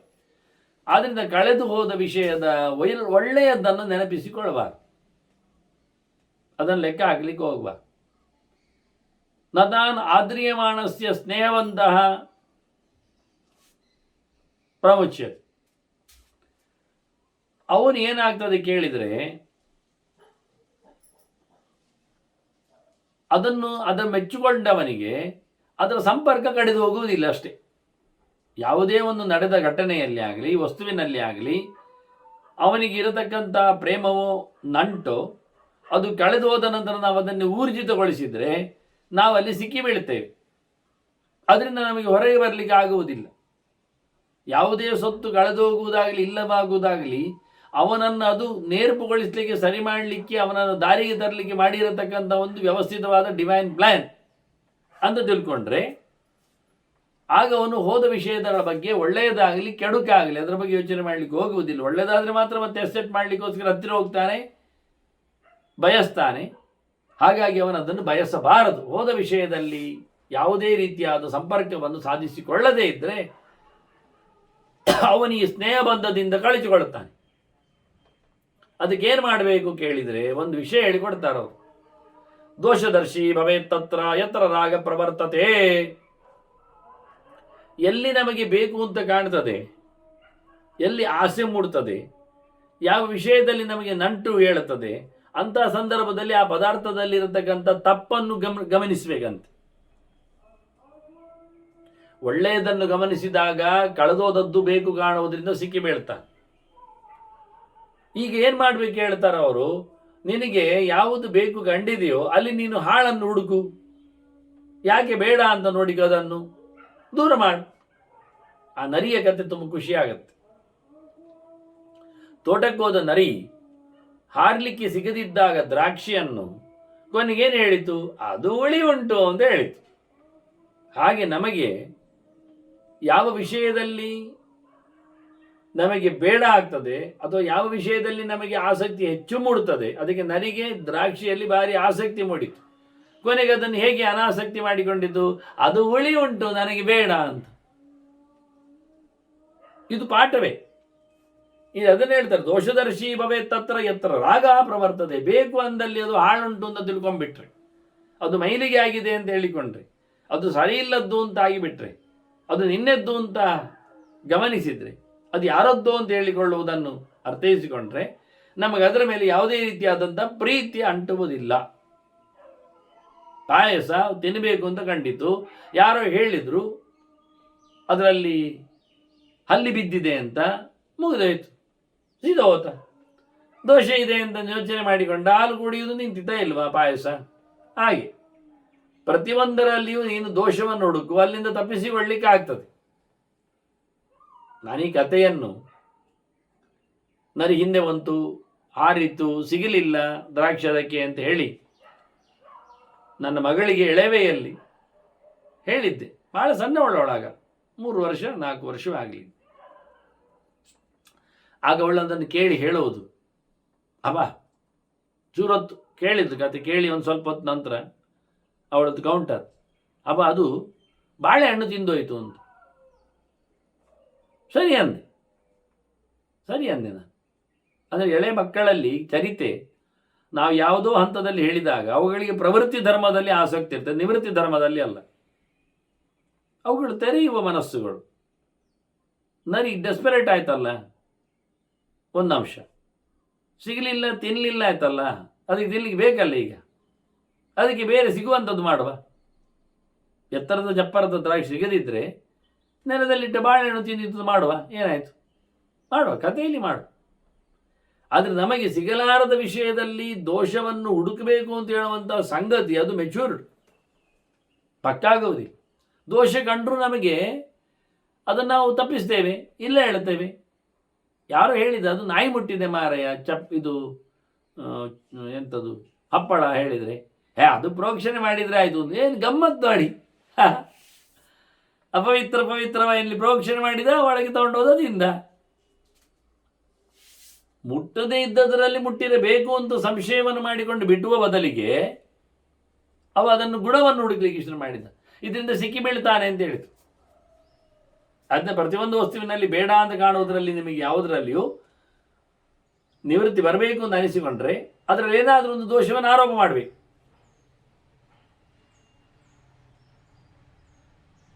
ನೋಡುವ ರೀತಿ ಹೇಗಿರ್ತದೆ, ಅನಿಷ್ಟವತ್ ಇದಂ ಪಶ್ಯೇತ್, ಒಳ್ಳೆಯದನ್ನು ಹಾಳು ಅಂತ ತಿಳ್ಕೊಳ್ಬೇಕು. ಯಾರಾದರೂ ಹೊಗಳಿದ್ರೆ ಅಯ್ಯೋ ನನ್ನ ಪುಣ್ಯವನ್ನು ಕೊಳ್ಳೆ ಹೊಡಿತಾರಲ್ಲ ದಮ್ಮಯ್ಯ, ಅಲ್ಲಿಂದ ತಪ್ಪಿಸಿಕೊಂಡು ಹೋಗ್ಬೇಕು. ಯಾರಾದರೂ ನಿಂದೆ ಮಾಡಲಿಕ್ಕೆ ನಿಂತರೆ ಯಾರದ್ದೋ ವಿಷಯದಲ್ಲಿ ಕೇಳ್ತಾ ಕೂತ್ಕೊಳ್ಳುವುದಲ್ಲ. ಸಭಾನ ಪ್ರವಿಶೇತ್ ಪ್ರಾಜ್ಞ ಅಂತ ಇರುವುದಲ್ವ, ತಿಳಿದವನು ಸಭೆಗೆ ಹೋಗಲೇಬಾರದು. ಹೋದರೆ ಕ್ರಮಬದ್ಧವಾದ ಸೆಂಟೆನ್ಸ್ಗಳನ್ನು ಹೇಳಲೇಬೇಕವನು ಅವಕಾಶ ಮಾಡಿಕೊಂಡು. ಹೇಳಲಿಲ್ಲದಿದ್ದರೆ ಅವನಿಗೆ ಸಭೆಯಲ್ಲಿ ನಡೆದ ವಿಷಯದಲ್ಲಿನ ತಪ್ಪಿನ ಪಾಪ ಅವನನ್ನು ಅಂಟಿಕೊಂಡು ಬರ್ತದೆ. ತಪ್ಪು ಹೇಳಿದ್ರು, ವಿರುದ್ಧವಾಗಿ ಹೇಳಿದ್ರು ಪಾಪ ಬರ್ತದೆ, ಹೇಳದೆ ಕೂತರು ಪಾಪ. ಅಬ್ರುವನ್ ವಿಬ್ರುವಶ್ಚಾಪಿ ಅಂತ ಎಲ್ಲಿವರೆಗೆ ಅಂತ ಆದ ತಪ್ಪಿನ ಅರ್ಧ ಪಾಲು ಪಾಪವನ್ನು ಆತ ಪಡಿಬೇಕಾಗ್ತದೆ. ಹೀಗಾಗಿ ಹಾಳನ್ನು ವಾಸ್ತವವಾಗಿ ಅವನಿಗೆ ಬೇಕಾದ್ದನ್ನು ಹಾಳು ಅಂತಲೇ ತಿಳ್ಕೊಳ್ಬೇಕು. ಅನಿಷ್ಟವತ್ ಹಿತಂ ಪಶ್ಯೇತ್, ಹಿತವಾದ ಸಂಗತಿಯನ್ನು ನನಗದು ಬೇಡ, ಹಾಳಿದೆ, ಒಳ್ಳೆಯದಿಲ್ಲ ಅಂತ. ಆಗ ಏನಾಗ್ತದೆ, ತದಾ ಕ್ಷಿಪ್ರಂ ವಿರಜ್ಯತೆ, ಕೂಡಲೇ ಅವನಿಗೆ ವೈರಾಗ್ಯ ಬರ್ತದೆ. ಎಲ್ಲ ವಿಷಯದಲ್ಲಿಯೂ ಬೇಕು ಅನಿಸುವ ವಿಷಯದಲ್ಲಿ ಅದು ಸಮ ಇಲ್ಲ ಅನ್ನುವುದನ್ನು ಯೋಚನೆ ಮಾಡಿಕೊಂಡ್ರೆ ಅವನು ಅಲ್ಲಿಂದ ಹಿಂದೆ ಬರ್ತಾನೆ. ನಾರ್ಥೋ ನ ಧರ್ಮೋ ನಯಶಃ ಯಹ ಅತೀತಂ ಅನುಶೋಚತಿ. ಕಳೆದದ್ದರ ಬಗ್ಗೆ ತಲೆಕೆಡಿಸುವುದೇ ದೊಡ್ಡ ಹಾಳು. ಆಗಿ ಹೋದ ವಿಷಯದಲ್ಲಿ ಮತ್ತೆ ಯೋಚನೆ ಮಾಡುವವ ಅವನು ಸಂಪತ್ತಿಗೂ ಭಾಗಿದಾರ ಅಲ್ಲ, ಧರ್ಮವನ್ನು ನಡೆಸಿಕೊಟ್ಟಂತೆ ಅಲ್ಲ, ಅವನಿಗೆ ಕೀರ್ತಿಯೂ ಇಲ್ಲ. ವಾಸ್ತವವಾಗಿ ಎಲ್ಲದನ್ನು ಸೋಲ್ತಾನೆ. ಕಳೆದ ಸಂಗತಿಯ ಬಗ್ಗೆ ತಲೆಕೆಡಿಸಿಕೊಳ್ಳುವವ ಹೇಸಿಗೆಯವ. ಗುಣೈಹಿ ಭೂತಾನಿ ನಿಯುಜ್ಯಂತೆ ತಥೈವ ಚ ಸರ್ವಾಣಿ ನೈತದೇಕಸ್ಯ ಶೋಕಸ್ಥಾನಂ ಹಿ ಯುಜ್ಯತೆ. ಎಲ್ಲ ಪ್ರಪಂಚ ತ್ರಿಗುಣಗಳಿಂದ ಸೇರಿದೆ. ಎಲ್ಲ ಪ್ರಪಂಚದಲ್ಲಿಯೂ ಒಳಿತು ಇದೆ, ಕೆಡುಕಿ ಇದೆ. ಯಾವ ಸಂಗತಿಗಳಲ್ಲಿಯೂ ಪೂರ ದೋಷವೇ ಅಂತ ಇಲ್ಲ, ಯಾವ ಸಂಗತಿಗಳು ಪೂರ ಗುಣಾತ್ಮಕಗಳು ಅಂತಲೂ ಇಲ್ಲ. ಕೆಲವು ವಿಷಯಗಳಲ್ಲಿ ಕೆಲವು ಒಳ್ಳೆಯದಿದೆ, ಕೆಲವು ವಿಷಯಗಳಲ್ಲಿ ಕೆಲವು ಕೆಟ್ಟದಿದೆ. ಹಾಗಾಗಿ ಗುಣಗಳು ಇವೆ, ಗುಣಗಳು ಇಲ್ಲ ಎನ್ನುವುದಷ್ಟನ್ನು ಎಲ್ಲ ಕಡೆ ಹೇಳಬಹುದು. ಅದು ಸಮಗ್ರವಾದ ಕಥೆ, ವಾಸ್ತವವಾದ ನಮನೆ. ಆದ್ದರಿಂದ ಒಬ್ಬನಲ್ಲಿಯೇ ಎಲ್ಲವೂ, ಒಂದರಲ್ಲಿ ಎಲ್ಲವೂ ಸಿಗುವುದಲ್ಲ ಅಲ್ಲ. ಹಾಗಾಗಿ ಯಾವ ವಿಷಯದಲ್ಲಿಯೂ ಬೇಕು ಹೇಳುವವನಿಗೆ ಅಲ್ಲಿ ಗುಣವೂ ಕಾಣ್ತದೆ, ಬೇಕು ಅನ್ನುವಾಗ ದೋಷವೂ ಗಮನಕ್ಕೆ ಬರ್ತದೆ.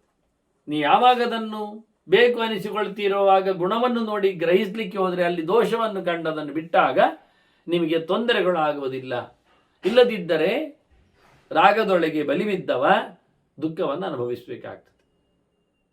ಉದಾಹರಣೆ ಹೇಳ್ತಾರೆ ಅವರಿಗೆ, ಒಬ್ಬ ಸತ್ತಿದ್ದಾನೆ, ಒಂದು ಸೊತ್ತು ಕಳೆದೋಗಿದೆ. ಈಗ ಇದರ ಬಗ್ಗೆ ನಾವು ಗೋಗಾಡ್ತಾ ಕೂತ್ರೆ, ಗೋಗೆರಿತಾ ಇದ್ದರೆ ಅದು ಮತ್ತೆ ಬರ್ತದ, ಸಿಗ್ತದ? ಇಲ್ಲ. ನಾವೇ ಅಂದೀಗ ಮೃತಂವಾ ಯದಿವಾ ನಷ್ಟಂ, ನಮ್ಮ ಕಣ್ಣೆದುರೇ ಒಂದು ನದಿಯ ಮೇಲೆ ಬಿದ್ದು ಒಂದಷ್ಟು ದುಡ್ಡೋ ವಸ್ತು ಹೋಗಿಬಿಟ್ರೆ ಮತ್ತದು ಸಿಗುವುದು ಹೇಗೆ? ಪ್ರವಾಹದಲ್ಲಿ ಕೊಚ್ಚಿ ಹೋದಾಗ ಕೆಳಗೆ ಕಂದಕದಲ್ಲಿ ಇಂಪಾಸಿಬಲ್. ಅದರಂತೆ ಸತ್ತವನು ಹಿಂದೆ ಬರುವುದುಂಟಾ? ಸತ್ತವನ ಬಗ್ಗೆ, ನಾಶದ ಬಗ್ಗೆ, ಕಳ್ಕೊಂಡದ್ದರ ಬಗ್ಗೆ, ಆಗಿ ಹೋದ ಸಂಗತಿಗಳ ಬಗ್ಗೆ ನಾವು ತಲೆಗೆಡಿಸ್ತಾ ಕೂತ್ರೆ, ಅದರ ಬೆನ್ನೆಯಿಂದ ಯೋಚನೆ ಮಾಡ್ತಾ ಇದ್ದರೆ ನಮಗೇನಾಗ್ತದೆ ಕೇಳಿದರೆ, ನಮಗೆ ಇನ್ನಷ್ಟು ದುಃಖ ಬರ್ತದೆ ಉಮ್ಮಳಿಸಿ. ದುಃಖೇನ ದುಃಖಂ, ದುಃಖೇನ ಲಭತೆ ದುಃಖಂ ದೌ ಅನರ್ಥವು ಪ್ರಬದ್ಧತೆ. ಕಳೆದೋದದ್ದೊಂದು ತಪ್ಪಾಯ್ತಾ, ನೋವಾಯ್ತಾ, ಜೊತೆಯಲ್ಲಿ ಕಳೆದೋದದ್ದರ ಬಗ್ಗೆ ತಲೆಕೆಡಿಸಿಕೊಂಡದ್ದು ತಲೆನೋವಾದದ್ದು ಇನ್ನೊಂದು ತಪ್ಪಾಯಿತು, ಇನ್ನೊಂದು ಸಂಕಟ ಆಯಿತು, ಎರಡು ಬಂತು. ಹೋದದ್ದು ಹೋಗಿ ಆಯಿತು, ಅದರ ಬೆನ್ನೆಯಿಂದ ತಲೆಯಲ್ಲಿ ಓಡಿಸಿಕೊಂಡದ್ದಕ್ಕೆ ಇನ್ನೊಂದು ಹಾಳಾಯಿತು, ತಲೆ ಹಾಳಾಯಿತು. ಅಂದ್ರೆ ಎರಡು ಅನರ್ಥಗಳಿಗೆ ದುಃಖದ ಮೇಲೆ ದುಃಖ, ಬರೇ ಬರೆ. ಅದನ್ನು ಯಾವುದೇ ಕಳೆದೋದ ಸಂಗತಿ ಬಗ್ಗೆ ಅಳುವುದಾಗಲಿ, ಬೇಸರಿಸುವುದಾಗಲಿ ಬುದ್ಧಿವಂತರು ಮಾಡುವುದಿಲ್ಲ. ನಾಶ್ರು ಕುರುವಂತಿ ಯೇ ಬುದ್ಧಿಯ ದೃಷ್ಟ ಲೋಕಸ್ಯ ಸಂತತಿ. ಲೋಕದಿ ವ್ಯವಹಾರವನ್ನು ನೋಡಿದರೆ ಎಲ್ಲ ಕಡೆ ಹೀಗೆ ಆಗುವುದು. ಬೇಡ ಹೇಳಿದ್ರು ಓಡ್ತಾರೆ, ಬೀಳ್ತಾರೆ, ಆಡ್ತಾರೆ. ಹೀಗಾಗಿ ಎಲ್ಲ ವಿಷಯಗಳಲ್ಲಿಯೂ ಮನುಷ್ಯ ನೋಡಿಕೊಂಡ್ರೆ, ದರ್ಶನದಲ್ಲಿ ತಂದರೆ ಅವನು ಅಳುವನ್ನು ತಪ್ಪಿಸಲಿಕ್ಕೆ ಆಗ್ತದೆ. ನಾಶ್ರು ಕುರುವಂತಿ ಬುದ್ಧಿಯ ದೃಷ್ಟ ಲೋಕಸ್ಯ ಸಂತತಿ.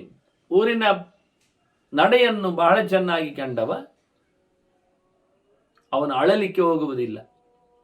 ಅಳ್ಳಿಕ್ಕೆ ಬೇಕಾದಷ್ಟು, ಕೂಗಲಿಕ್ಕೆ ಬೇಕಾದಷ್ಟು ಸ್ಥಾನಮಾನಗಳು ಇವೆ ಅಂತ ಹಿಂದೆ ಹೇಳಿದ ಮಾತನ್ನು ಮತ್ತೆ ಇಲ್ಲಿ ಹೇಳ್ತಾನೋ. ಅದು ಮೊದಲು ಶಾಂತಿ ಪರ್ವದಲ್ಲಿ ಅನೇಕ ವಾಕ್ಯಗಳು ಇಲ್ಲಿ ಬಂದಿವೆ ಅಂತ ಅದಕ್ಕೆ ನಾನು ಹೇಳಿದೆ. ಸಮ್ಯಕ್ ಪ್ರವಶ್ಯದ ಸರ್ವಂ ನಾಶ್ರು ಕರ್ಮ ಉಪಪದ್ಯತೆ. ಚೆನ್ನಾಗಿ ಎಲ್ಲವನ್ನು ಪರಿಗಿಸುವ ವ್ಯಕ್ತಿಗೆ ಎಂದೂ ಕಣ್ಣೀರು ಬರುವುದಿಲ್ಲ, ಬರಬಾರದು, ಬರುವಂಥದ್ದು ಅಲ್ಲ. ದುಃಖೋ ಭಗಾತೆ ಶಾರೀರೇ ಮಾನಸೇ ಚಾಪಿ ಉಪಸ್ಥಿತೆ. ಮನುಷ್ಯನಿಗೆ ಎರಡು ರೀತಿಯ ತೊಂದರೆ ಬರ್ತದೆ. ಹಿಂದೆ ಹೇಳಿದ್ರು ಧರ್ಮರಾಜನ್ ಇದನ್ನೇ. ಮನಸ್ಸಿಗೂ ಕಾಯಿಲೆ ಬರ್ತದೆ, ಶೋಕ ದುಃಖಗಳಿದ್ದಾಗೆ ದೇಹಕ್ಕೂ ಬರ್ತದೆ, ಅದರಿಂದ ಸಂಕಟ ಆಗಿ ನೋವಾಗ್ತದೆ. ಹಾಗೆ ಇಂತಹ ದುಃಖಗಳು ನಮ್ಮನ್ನು ಆವರಿಸಿಕೊಂಡಾಗ, ದೇಹಕ್ಕಾಗಲಿ ಮನಸ್ಸಿಗಾಗಲಿ ಬಂದಾಗ, ಯಸ್ಮಿನ್ ಅಶಕ್ಯತೆ ಕರ್ತುಂ ಯತ್ನ, ಅಲ್ಲಿ ಅದನ್ನು ಬಿಡಿಸಲಿಕ್ಕೆ ಮಾಡಲಿಕ್ಕೆ ಆಗುವುದಿಲ್ಲ ಪ್ರಯತ್ನ ಎಂದು ಬಿಟ್ಟರೆ, ಬಂದಿರತಕ್ಕ ದುಃಖವನ್ನು ಮನಸ್ಸಿಗಾಗಲಿ ಅಥವಾ ಶರೀರಕ್ಕಾಗಲಿ ಬಂದದ್ದನ್ನು ತೆಗಿಲಿಕ್ಕೆ ಪ್ರಯತ್ನ ಪಟ್ಟರು ಆಗುವುದಿಲ್ಲ ಅಂತ ಆದರೆ ಅದರ ಬಗ್ಗೆ ತಲೆ ಕೆಡಿಸಿಕೊಳ್ಳಿಕ್ಕಿಲ್ಲಂತೆ. ನಾನು ಚಿಂತೆಯೇ ಅದರ ಯೋಚನೆ ಮಾಡಬೇಡ. ಆಗುವುದಿಲ್ಲದನ್ನು ಮಾಡುವುದಿಲ್ಲಿಗೆ ಯೋಚನೆ ಅಲ್ಲವ. ಯೋಚನೆ ಮಾಡಿದರೆ ಅದೇ ಒಂದು ರೋಗ ಆಗ್ತದೆ. ಅದು ಹೇಳಿ ಆಯ್ತು ಹಿಂದೆ. ಯೋಚನೆ ಮಾಡದೇ ಇರುವುದೇ ಅದಕ್ಕೊಂದು ಮದ್ದು ಆಗ್ತದೆ. ಅದು ಮನಸ್ಸಿಗೆ ಮದ್ದು ಎಂತ ಕೇಳಿದರೆ, ಮನಸ್ಸನ್ನು ತೆಪ್ಪಗಾಗಿಸು, ಯೋಚನೆಯನ್ನು ಬಿಟ್ಟುಕೊಡುವುದು. ಮತ್ತಷ್ಟು ತಲೆಯನ್ನು ಯೋಚನೆಯಲ್ಲಿ ಹಾಕ್ತಾ ಇದ್ರೆ ಇನ್ನಷ್ಟು ದುಃಖಗಳು ಉಮ್ಮಳಿಸಿ ಬರ್ತವೆ ಹೊರತು ಮತ್ತೇನಾಗುವುದಿಲ್ಲ. ಅದನ್ನ ಅಳಲಿಕ್ಕೆ, ಕೂಗಲಿಕ್ಕೆ ಬೇಕಾದಷ್ಟು ಜಾಗಗಳಿವೆ ಅಂತಾರೆ. ಶೋಕಸ್ಥಾನ ಸಹಸ್ರಾಣಿ ಭಯಸ್ಥಾನ ಶತಾನಿ ದಿವಸೇ ದಿವಸೇ ಮೂಢಮಾವಿಷಂತೆ. ನಾ ಪಂಡಿತ ಬುದ್ಧಿಮಂತನಿಗಿದೆ ಅಂತ ಹೊಡೆಯುವುದೇ ಇಲ್ಲ. ದಡ್ಡ ಮಾತಿನಿಂದ ಕಡೆಯಲ್ಲಿ ಅಳುವವ. ಹಾಗಾಗಿ ದುಃಖಗಳು ಬಂದಾಗ ಯೋಚನೆಗಳನ್ನು ಮತ್ತೆ ಮತ್ತೆ ಮಾಡುವುದೇ ಒಂದು ದೊಡ್ಡ ದುಃಖ. ಯೋಚನೆ ಮಾಡದೆ ಇರುವುದೇ ಒಂದು ದೊಡ್ಡ ಮದ್ದು. ತಲೆಗೆಡಿಸಿಕೊಳ್ಳಿಕ್ಕೆ ಚಿದ್ಯಮಾನಂ ಹಿನ ವ್ಯೇತಿ ಭೂಯಶ್ಚಾಪಿ ಪ್ರವರ್ತತೆ. ಅಲ್ಲ, ಯೋಚನೆ ಮಾಡಿದರೆ ಎಲ್ಲಿಯಾದರೂ ಹೋಗ್ತದಾ? ಅದು ಯೋಚನೆ ಮಾಡಿ ಇಲ್ಲ, ಮತ್ತೆ ಜಾಸ್ತಿ ಆಗ್ತದಲ್ಲ. ಹೌದು, ಕಳೆದದ್ದರ ಬಗ್ಗೆ, ಆದದ್ದರ ಬಗ್ಗೆ ಮತ್ತೆ ಮತ್ತೆ ಯೋಚನೆ ಮಾಡ್ತಾ ಕೂತ್ರೆ ಮನಸ್ಸಿನಲ್ಲಿ ಕಿರಿಕಿರಿ ಆಗ್ತದೆ ಹೊರತು ಮತ್ತೇನಾಗುವುದಿಲ್ಲ. ಆದ್ರಿಂದ ಮನಸ್ಸಿನ ಮದ್ದನ್ನಾಗಿ ಚಿಂತೆ ಬಿಡುವುದನ್ನು ಮಾಡಿಕೊಳ್ಳಿ, ದೇಹದ ಮದ್ದಿಗಾಗಿ ಔಷಧಗಳ ವ್ಯವಸ್ಥೆ ಮಾಡಿಕೊಳ್ಳಿ. ಇದು ಮುಖ್ಯವಾದಂತಹ ಕಥೆ ಅಂತ. ಹೀಗಿದ್ದಾನೆ ಮನುಷ್ಯನದ್ದು ಕಥೆ ಹೇಗಿರ್ತದೆ? ಅವನ ಕೈಯಲ್ಲಿ ಏನಾದರೂ ಉಂಟಾ? ಎಲ್ಲವೂ ಅನಿತ್ಯ ಅಲ್ವಾ? ಅನಿತ್ಯಂ ಯೌವನಂ ರೂಪಂ ಜೀವಿತಂ ದ್ರವ್ಯ ಸಂಚಯ ಆರೋಗ್ಯಂ ಪ್ರಿಯ ಸಂಸರ್ಗ ಇದೆಲ್ಲವೂ ಅನಿತ್ಯ, ನಿತ್ಯ ಅಲ್ಲ. ಆದ್ದರಿಂದ ಗೃದ್ಧೆ ತತ್ರ ನ ಪಂಡಿತ, ತಿಳಿದವ ಬುದ್ಧಿಮಂತ ಇಂಥ ವಿಷಯಗಳಲ್ಲಿ ಯಾವತ್ತು ಪರದಾಡಬಾರ್ದು, ಆಸೆ ಪಡಬಾರ್ದು. ಯಾವುದು ಶಾಶ್ವತ ಅಲ್ಲಲ್ಲ. ಮನುಷ್ಯನಿಗೆ ಯೌವನದಲ್ಲಿದ್ದಾಗ ಬಹಳಷ್ಟು ಶಕ್ತಿ ಇರ್ತದೆ, ಸೌಂದರ್ಯ ಇರ್ತದೆ, ಬೇಕಾದಷ್ಟು ಸಂಪತ್ತು ಇರ್ತದೆ, ಜನರ ಬೆಂಬಲಗಳಿರ್ತವೆ, ಯಾವುದೋ ಒಂದು ವೃತ್ತಿಯವನಪ್ಪನ ರಕ್ಷೆ ಇರ್ತದೆ. ಹೀಗಾಗಿ ಯೌವನ ಮತ್ತೆ ಬೇಕು ಅಂದರೆ ಬರ್ತದ? ಇಲ್ಲ, ಅನಿತ್ಯ. ಹಾಗಾಗಿ ಅದನ್ನು ಬೇಕು ಅಂತ ಆಸೆ ಪಡುವವನನ್ನು ಅಂತ ಹೇಳಿದರೆ ನಾವು ನಾಚಿಕೆ ಆಗ್ತದೆ. ಕೆಲವೇ ವರ್ಷಗಳಲ್ಲಿ, ಕೆಲವೇ ಹಂತಗಳಲ್ಲಿರತಕ್ಕಂತಹ ಯೌವನವು ಹೇಗೆ ಅವನಿಗೆ ಅದು ಇಷ್ಟವಾಗಿದ್ದರೂ ನಷ್ಟವನ್ನು ಪಡಿತದೋ, ಅದನ್ನು ಮತ್ತೆ ಅವನು ಆಸೆ ಪಟ್ಟರೂ ಬರುವುದಿಲ್ಲ ಹೇಗೋ, ಇದಂತೂ ಬರುವುದಿಲ್ಲ. ಇನ್ನೊಂದು ಜನ್ಮದ ಯೌವನ ಅದು ಯಾವುದು ಗೊತ್ತಿಲ್ಲ. ಹಾಗಾಗಿ ಇಂಥ ವಿಷಯಗಳಲ್ಲಿ ಆಸೆ ಪಡುವುದೆನ್ನುವುದು ತಪ್ಪು. ಮುಖ್ಯವಾಗಿ ಅದರೊಟ್ಟಿಗೆ ರೂಪ, ಚೆಲುವು, ಬಣ್ಣ ಒಂದೇ ನಮೂನೆ ಇರುವುದಿಲ್ಲ. ಕೋಮಲನಾಗಿರ್ತಾನೆ, ಮುದ್ದು ಮುದ್ದಾಗಿ ಕಾಣ್ತಾನೆ, ದಷ್ಟಪುಷ್ಟನಾಗಿರ್ತಾನೆ. ಆದರೆ ಅದು ನಿರಂತರವಾಗಿ ಅಂಥ ರೂಪ ಇರುವುದಿಲ್ಲ. ವಿರೂಪ ಬರ್ತದೆ. ಕೆಲವೊಮ್ಮೆ ದೊಡ್ಡ ಹೊಟ್ಟೆಯವನಾಗ್ತಾನೆ, ಗಿಡ್ಡ ಕಾಲಿನವನಾಗ್ತಾನೆ, ಸೊಟ್ಟ ಮೋರೆಯವನಾಗ್ತಾನೆ, ಚೆಟ್ಟು ಕೈಯವನಾಗ್ತಾನೆ. ಎಂತ ಮಾಡುವ? ಈ ರೀತಿಯಾಗಿ ಮನುಷ್ಯ ಅನಿತ್ಯವಾದ, ನಿತ್ಯವಿಲ್ಲದ, ಶಾಶ್ವತವಲ್ಲದ ರೂಪಗಳಿಗೆ ಬೇಕು ಅಂತ, ನನಗೀಗ ಬಾಲ್ಯ ರೂಪ ಬೇಕು, ಸಣ್ಣ ಮಗು ಆಗಬೇಕು, ನಾನು ಆಗ್ತದೆ ಇಲ್ಲಿ. ಸಣ್ಣ ಮಗು ಆಗಬೇಕು, ಆದರೆ ಎಲ್ಲರೂ ಸಹ ಮತ್ತೆ ಗೌರವ ಕೊಡಬೇಕು. ಅದು ಎಲ್ಲಿ ಕೊಡ್ತಾರೆ? ಸಣ್ಣ ಮಗು ಆದರೆ ಚೂಟಿ ಹೋಗ್ತಾರೆ, ಕೆಲವೊಮ್ಮೆ ತಮಾಷೆ ಮಾಡ್ತಾರೆ. ಅದಕ್ಕೇನು ವಿಶೇಷವಾದ ಸವಲತ್ತು ಕೊಡ್ತಾರಾಗ? ಇಲ್ಲ. ಅದರಂತೆ ಮತ್ತೊಂದು ಕೇಳಿಕೊಳ್ಳಿಕ್ಕಿರುವಂಥದ್ದು ಜೀವಿತ, ಬದುಕು. ಬದುಕು ನಿತ್ಯವ ಬೇಕು ಹೇಳಿದರೆ ನಾನೊಂದು ಚೂರು ಬದುಕಬೇಕು, ಇಲ್ಲ, ಸಿಗುವುದಿಲ್ಲ. ದ್ರವ್ಯ ಸಂಚಯ, ದುಡ್ಡು ಮಾಡಲಿಕ್ಕೆ ಬರುವುದಿಲ್ಲ. ಕೆಲವೊಮ್ಮೆ ಸಿಕ್ಕಿದ ವಸ್ತುಗಳು ನಿಲ್ಲುವುದಿಲ್ಲ. ಇದು ಯಾವುದು ಶಾಶ್ವತವಲ್ಲ, ಹೇಳಿದ ಹಾಗೆ ಬರುವುದಿಲ್ಲ. ಹಾಗಾಗಿ ತಿಳಿದವ ಇದರ ಬಗ್ಗೆ ತಲೆ ಕೆಡಿಸಿಕೊಳ್ಳಲಿಕ್ಕಿಲ್ಲ. ಇನ್ನೂ ಇದರ ಸಾಲಿನಲ್ಲಿ ಇದು ಯೌವನ ಒಂದು ಸತಿ ಬಂದು ಹೋಗ್ತದೆ, ಇಲ್ಲ ಎನ್ನೋದು ಆಗುವುದೇ ಇಲ್ಲ ಮನುಷ್ಯನಿಗೆ. ಪ್ರತಿಯೊಬ್ಬನಿಗೂ ಬರುವಂಥದ್ದು ರೂಪ ಪ್ರತಿಯೊಬ್ಬನಲ್ಲಿ ಇರ್ತದೆ. ಹೆತ್ತವಳಿಗೆ ಹೆಗ್ಗಣವೇ ಮುದ್ದು ಅಲ್ವ, ಹಾಗೆ ಒಂದು ರೀತಿಯಾದ ಎಂತಗಿದ್ರು ಹೇಗಿದ್ರು 16 ಬಂದಾಗ ಒಂದು ಬಗೆ ಕಾಣ್ತದೆ ಅಂತ ಹೇಳಿದವರಿಲ್ವ? ರೂಪಕ್ಕೊಂದು ಸಮಯ ಉಂಟು. ಅದರಂತೆ ಬದುಕು, ಬದುಕಿದ ಹುಟ್ಟಿದರಂದರೆ ಸಾಯುವವರೆಗೆ ಬದುಕಿದ್ದಾನೆ. ಬದುಕು ಬಂತ, ಜೊತೆಯಲ್ಲಿ ದುಡ್ಡು ಸಿಕ್ಕಿದ್ದು, ಸಂಪತ್ತು ಸಿಕ್ಕಿದ, ದ್ರವ್ಯ ಸಂಚಯ, ಯಾರದ್ದಾದ್ರೂ ಏನಾದರೂ ಎಷ್ಟಾದ್ರೂ ಎಲ್ಲಿಯಾದ್ರೂ ಯಾವಾಗಾದ್ರೂ ಏನಾದ್ರೂ ಆಗ್ತದ? ಆರೋಗ್ಯಂ, ಇನ್ನೊಂದು ವಿಷಯ ಹೇಳ್ತಾನೆ. ಆರೋಗ್ಯವಾಗಿ ನಿತ್ಯ ಇಲ್ಲ, ಕೆಡ್ತಾ ಇರ್ತದೆ. ಕೆಲವೊಮ್ಮೆ ಹೊಟ್ಟೆ ಹಾಳಾಗ್ತದೆ, ಕೆಲವೊಮ್ಮೆ ಬೆನ್ನು ನೋವು ಬರ್ತದೆ, ಕೆಲವೊಮ್ಮೆ ಸೊಂಟ ಸಿಕ್ಕಿಕೊಳ್ತದೆ, ಕೆಲವೊಮ್ಮೆ ಶೀತ ಆಗ್ತದೆ, ವಾತ ಆಗ್ತದೆ, ಕಫ ಬರ್ತದೆ, ಮೂಗು ಕಟ್ತದೆ, ಕಿವಿ ಸೋರ್ತದೆ, ಹಲ್ಲು ಉದುರ್ತದೆ. ಏನು ಮಾಡಲಿಕ್ಕೆ ಆಗ್ತದೆ? ಅದರಿಂದ ಆರೋಗ್ಯವು ನಿತ್ಯ ಅಲ್ಲ ಅಂತಾರೆ ಇವರು. ಆದ್ದರಿಂದ ಮನುಷ್ಯ ತಿಳಿದವ ನಿರಂತರವಾದ ಆರೋಗ್ಯಕ್ಕಾಗಿ ಹಪಾಪಿಸಬಾರದು. ತ್ಯಾಗದ ನೆಲೆಯನ್ನು ಉಲ್ಲೇಖ ಮಾಡಲಿ ತೋರಿಸುವ ಕ್ರಮ. ಅದರೊಟ್ಟಿಗೆ ಪ್ರಿಯ ಸಂಸರ್ಗ ಅಂತಾರೆ. ಬೇಕಾದ್ದು ಇರುವುದು, ಬೇಕಾದವರ ಜೊತೆಯಲ್ಲಿ ಇರುವುದು, ಪ್ರಿಯ ವ್ಯಕ್ತಿಗಳ ಒಡನಾಟ, ತಂದೆ ತಾಯಿಗಳಾಗ್ಬೋದು, ಬಂಧು ಮಿತ್ರರಾಗ್ಬೋದು, ಅಣ್ಣ ತಮ್ಮಂದಿರಾಗ್ಬೋದು, ಅಕ್ಕ ತಂಗಿಯರಾಗ್ಬೋದು, ಅತ್ತೆ ಮಾವಂದಿರಾಗ್ಬೋದು, ಅಜ್ಜ ಅಜ್ಜಿಯರಾಗ್ಬೋದು, ಸುತ್ತಮುತ್ತಲರಾಗ್ಬೋದು, ನೆರೆಹೊರೆ ಆಗ್ಬೋದು, ಮಿತ್ರ ಯಾರೇ ಇರಲಿ, ರಾಜನಿಗಾಗಲಿ ಆಗಲಿ, ಮಂತ್ರಿಗಳಾಗಲಿ, ಸೇವಕರಾಗಲಿ, ಯಾವ ವ್ಯಕ್ತಿಯು ನನಗೆ ಬೇಕು ಅಂದಿಕೊಳ್ಳುವವ ಅವನು ನಿರಂತರವಾಗಿ ಇರಲೇಬೇಕು ಅಂತ ಇಲ್ಲ, ಇರುವುದಿಲ್ಲ. ಅಂದರೆ ಇದರ ಬಗ್ಗೆ ಜನ ಆಸೆ ಪಡಲಿಕ್ಕಿಲ್ಲ. ಆಸೆ ಪಡುವವ ಅವನು ಪಂಡಿತನೇ ಅಲ್ಲ, ಅದನ್ನು ಕಾಯುವವ ಆಗಲಿ ಅಂತ ಹೇಳಿಕೊಳ್ಳುವ ಅಲ್ಲವೇ ಅಲ್ಲ. ಯಾವುದೋ ಒಂದು ಬದುಕಿನಲ್ಲಿ ಯಾವುದೋ ಒಂದು ಹಂತದಲ್ಲಿ ಒಂದೊಂದು ಆಗಿ ಹೋಗ್ತದೆ. ಅದು ಶಾರ್ಟ್ ಪೀರಿಯಡಲ್ಲಿ ಇರ್ತದೆ, ಕೆಲವೊಮ್ಮೆ ಲಾಂಗ್ ಪೀರಿಯಡಲ್ಲಿ ಬರಬಹುದು. ಆದರೆ ಆಸೆ ಎನ್ನುವುದು ಮನುಷ್ಯನಿಗೆ ಎಳಿಸಿದ್ದಲ್ಲ.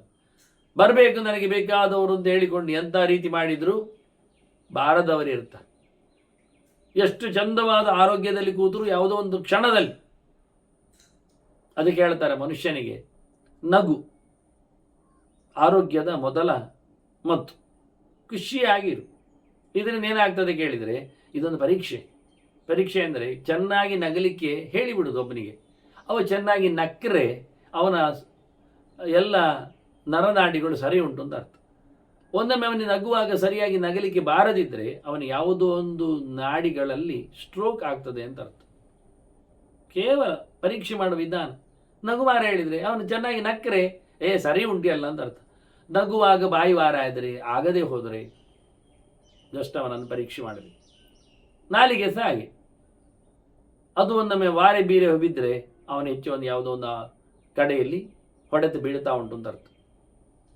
ಮಾತು ಹಾಗೆ. ಸ್ಪಷ್ಟವಾಗಿ ಒಂದು ಮಾತು ಹೇಳಿದರೆ ಹೇಳಲಿಕ್ಕೆ ಆಗುವುದಿಲ್ಲ ಅವನಿಗೆ. ಅವನು ಸ್ಪಷ್ಟ ಮಾತು ಹೇಳಿದರೆ ಅವನು ಚೆನ್ನಾಗಿದ್ದಾನೆ ಅಂತ ಅರ್ಥ. ಇದೆಲ್ಲ ಎಷ್ಟು ಗಮ್ಮತ್ತು ನೋಡಿ. ಹಾಗಾಗಿ ಪ್ರತಿನಿತ್ಯ ಒಂದು ಶ್ಲೋಕ ಹೇಳುವುದು, ಪ್ರತಿನಿತ್ಯ ನಗ್ತಾ ಇರುವುದು, ಇವೆಲ್ಲ ಬಹಳ ಸುಂದರವಾದಂಥ ಕೆಲವು ವಿಧಾನಗಳು, ಮನುಷ್ಯನಲ್ಲಿ ಬದುಕಿನ ಲಕ್ಷಣಗಳು. ಇದನ್ನೇ ಹೇಳಿದ ಆರೋಗ್ಯ. ಹೀಗೆ ಇದೆಲ್ಲ ಇದರ ಬಗ್ಗೆ ನಿರಂತರವಾಗಿ ಇರಬೇಕು ಅಂತ ಹಠ ಮಾಡಲಿಕ್ಕಿಲ್ಲ ಅನ್ನೋ ಮಾತಿನೊಂದಿಗೆ ಮುಂದೆ ಕೆಲವು ಮಾತುಗಳನ್ನು ಮತ್ತು ಚಿಂತನೆಗಾಗಿ ಶುಕನಿಗೆ ನಾರದರು ನೆನಪಿಸಿಕೊಡುತ್ತಾರೆ. ನಾನು ಕಳೆದ ಬಾರಿ ಹೇಳಿದಾಗ ಅನೇಕ ಗೆರೆಗಳು ಹಿಂದೆ ನಮಗೆ ಸಂದೋಧಗಳಿದ್ದರೂ ಸಹ ಮತ್ತು ಕೆಲವು ಆಯಾಮಗಳೆಲ್ಲದು ಇಲ್ಲಿ ಮಧ್ಯದಲ್ಲಿ ಬೇಕಾಗ್ತದೆ. ಆಚೀಚಿನ ಸಂದರ್ಭಕ್ಕಾಗಿ ಆಣಿಯಂತೆ ಇರಬೇಕಾಗತ್ತೆ. ಆಗ ಕೆಲವು ಉಳಿಸಿಕೊಂಡಿದ್ದೇನೆ ಎನ್ನುವ ನೆಲೆಯಲ್ಲಿ ಮತ್ತೊಮ್ಮೆ ಚಿಂತನೆಗೆ ಸೇರುವ ವಂದನೆಗಳೊಂದಿಗೆ ಶ್ರೀಕೃಷ್ಣ ನಾರಾಯಣ ನಾರಾಯಣ ನಾರಾಯಣ.